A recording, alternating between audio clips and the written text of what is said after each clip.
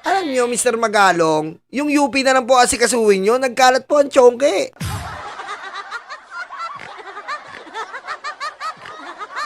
Pati mga people involved, basically.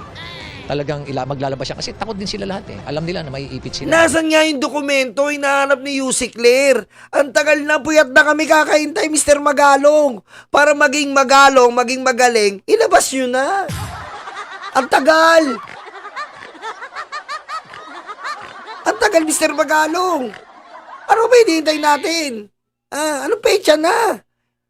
Bago mag-eleksyon, gumaganyan ka na. Anong pecha na?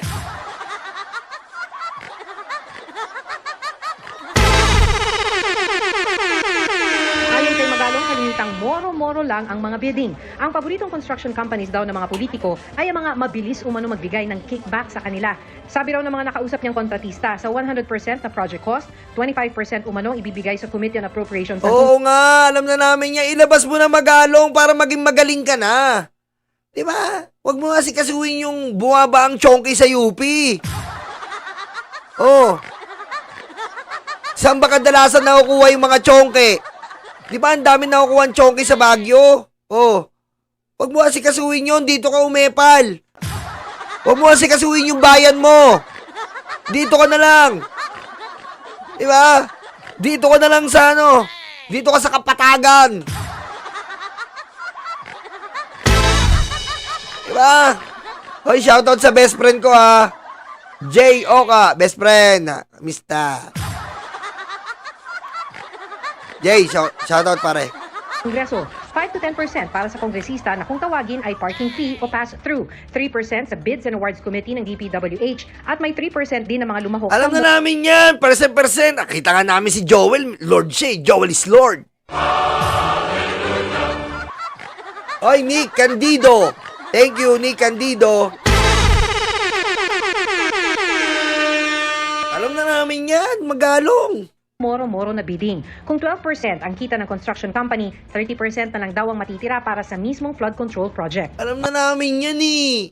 Alam na namin yan. Susmi naman oh. Yung 100% hindi talaga mapupunta sa project. Mapupunta sa mga lagay-lagay. Ang gagawin diyan, yung pinakamatitira, yung 30%, halimbawa 10 milyon. Yung 1 million na lang ang ipang-iispalto. Oh, yung 9 na milyon pinagatian, basic na basic yan, Mr. Magalong, pero yung chonky sa UP, bumabaha. What the fuck? Diba, Magalong?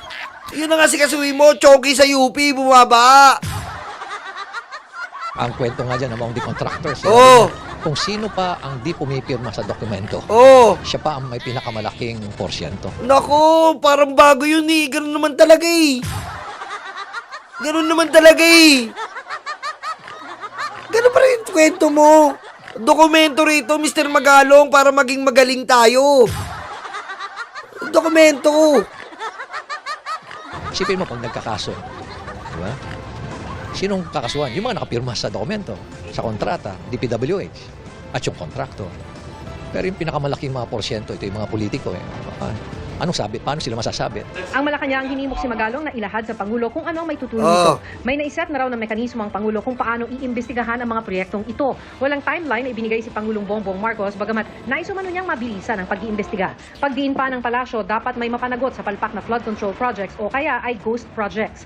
Ayon kay Pangulong Marcos Jr., Oh. dapat na may managot sa ganitong uri ng kapabayaan, Tama. katiwalian, Tama. at panluloko at tiyakin na mananagot sa batas ang lahat ng may sala. Tama. Nakakadismaya at nakapagtataka kung bakit napupunta sa mga pabayang contractors ang mga ganitong proyekto. Oh, tignan mo, pabayang contractors. Ano, sino? Sila Bongo. Alfredo. Oh. Alfredo. Oh, si LTG. Sara Diskaya. Oh, yan. Ang COMELEC, posible rin daw mag-imbestiga kaugnay ng campaign donations ng mga kontratista ng gobyerno, lalo't pinagbabawal ito ng Omnibus Election Code. Kasama Yari sa ka. titignan ng Statement of Contributions and Expenditures. Iimbestigahan po ngayon yung dalawa. Si Keso tsaka si Joel is Lord.